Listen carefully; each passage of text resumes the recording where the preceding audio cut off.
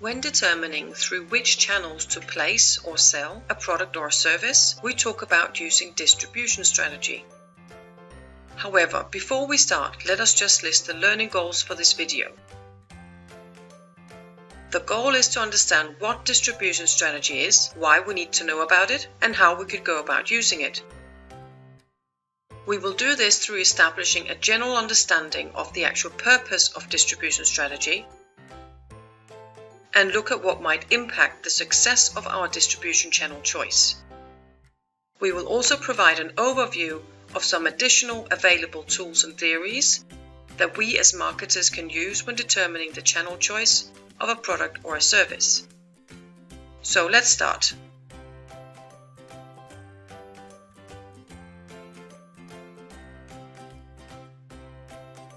What is the purpose of distribution strategy? And what is the connection to the rest of the marketing mix? When you are asked to design the marketing mix, you need to make decisions on 4 or 7 core elements, also known as the 4 or the 7 Ps. First of all, any issues concerning the product. This would include packaging and all other elements in connection with the product. Secondly, a decision on price. Thirdly, you will need to decide on the place, which is what this video will address. We will also need to make a plan of which promotional activities we will carry out in order to tell our customers about our product and encourage them to buy. If we're dealing with an offering that is better described as a service, or perhaps a product that includes large elements of service, we might also want to look at the additional 3 Ps. The people that are involved in delivering the service, the process that our customers will go through in order to receive our service, and the physical evidence, any visible or tangible elements that the customer will see, hear, or in other ways experience when receiving the service. None of the 4 or the 7 Ps should be decided on in isolation. However, place is the P which we will focus on in this video.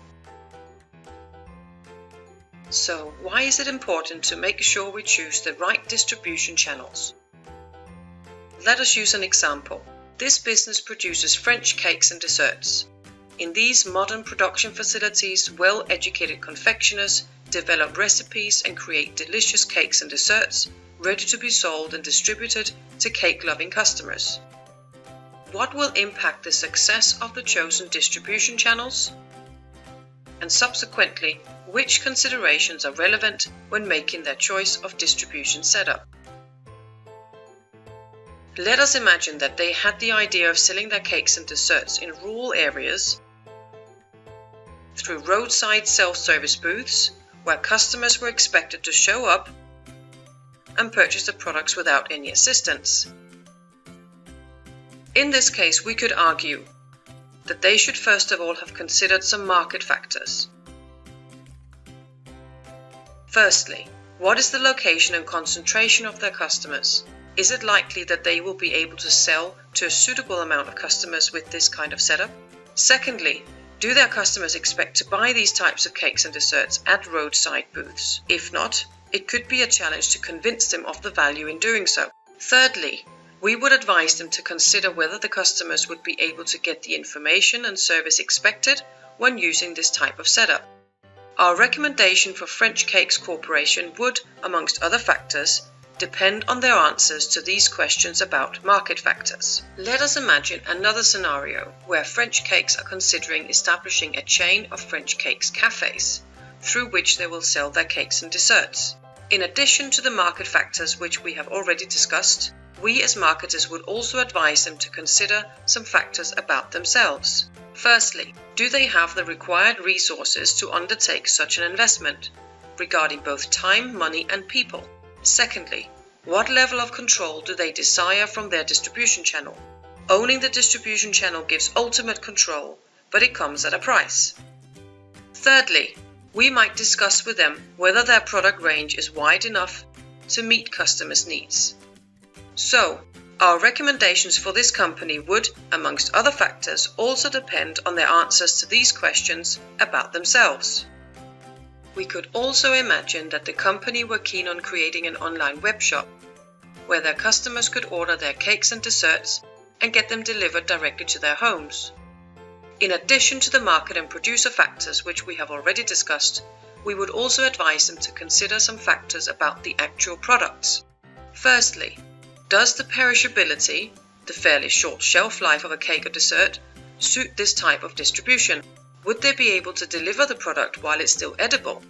Would there be ways of overcoming this obstacle? Secondly, are cakes and desserts suitable for handling in this way? And thirdly, with other types of products, complexity could be an issue. So our recommendation for this company would, in addition to the factors already discussed, also depend on the answers to the questions about the actual products. We might also imagine that the company is keen on distributing their products through supermarkets in order to reach a large number of people from their target group in this way. In addition to the previously discussed factors, we would also ask them to consider some facts about their competitors. Firstly, which channels are their competitors using? And secondly, is it possible to achieve differentiation through choice of channel? Let us imagine that in one particular supermarket chain, consumers are not exposed to the competitors' cakes or desserts. Distributing the products through this chain would therefore enable them to differentiate from the competition and ultimately have a better chance of selling their products to the end consumers. So our recommendation for French Cakes Corporation would, in addition to the other already mentioned factors, also depend on their answers to these questions about the competitors. So, when advising the company on their choice of distribution channels, we would look at some market factors, some factors about the French Cakes Corporation itself, factors about the products, and some factors in connection with the competitive situation. And finally, we would look at the rest of the marketing mix to ensure that the choice of place corresponds with how French Cakes Corporation wishes to be positioned in the minds of the customers.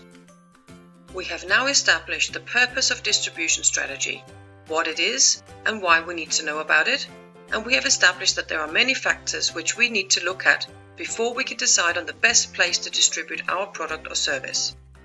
So let's move on. In addition to the factors we have just discussed, we as marketers have some additional tools and theories we can use to guide us when determining which distribution channels to use. These will not be described in detail in this video, but let us just introduce an overview of some of the tools and theories we might want to use. We would determine whether we're dealing with consumer, B2B, and/or services distribution channels. Distribution intensity should be looked at. To what extent and in which context do we want our product or service to be available to the end consumers? Thirdly, we would consider whether to use independent intermediaries, setting up a franchise operation, or perhaps go for channel ownership. We should also look at the physical distribution system, which would include decisions on transportation of goods, inventory issues, and order processing procedures. If we're dealing with retail, we could also look at the process of retail differentiation. Finally, we should also look at how we could manage the relationships with our chosen distribution channels, so that it remains prosperous for both us and for the different parties within the channel. We have now established an understanding of the purpose of distribution strategy, the different factors that impacts our choice, and lastly we have presented an overview of some additional tools and theories available to us when determining a suitable place to distribute our product or service. To learn more about distribution strategy and how to use the different tools and theories introduced in this video, I recommend that you read Chapter 17 in David Jubber and Fiona Ellis-Chadwick's Principle and Practice of Marketing Management, 7th edition. My name is Tina Wade. Thank you for watching.